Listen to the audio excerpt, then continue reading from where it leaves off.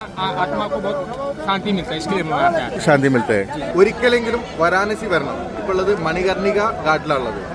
നമ്മളൊരു 50 മരണ വീട്ടിൽ പോയി കഴിഞ്ഞാൽ നമുക്ക് കിട്ടുന്ന ഒരു ഫീൽ ഉണ്ടല്ലോ, ആ ഒരു സാധന നമുക്ക് ഈ മണികർണിക കാട്ടുന്ന നമുക്ക് കിട്ടുന്നത്. കാരണം 24/7 അവിടെ മൃതദേഹം കത്തിച്ചുകൊണ്ടേയിരിക്കുന്നുണ്ട്. ഇതൊക്കെ ഉണ്ടെന്നുണ്ടെങ്കിലും വാരാണസിക്ക് ഒരു കഥ പറയാനുണ്ട്.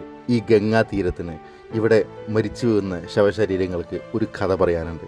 അസിഘട്ട് മുതൽ നമോഘട്ട് വരെ ഏകദേശം 8 കിലോമീറ്ററോളം ചുറ്റളവിൽ ഗംഗാ തീരത്ത് ചിതറിക്കിടക്കുന്ന ഒരു സ്ഥലമാണ് ശരിക്കും വാരാണസി. നമുക്കറിയാലോ, ആ ഒരു സ്ഥലം, ആ സ്ഥലത്തിലെ ട്രാഫിക് പലപ്പോഴും നമുക്ക് അരോചകം ഉണ്ടാക്കാം.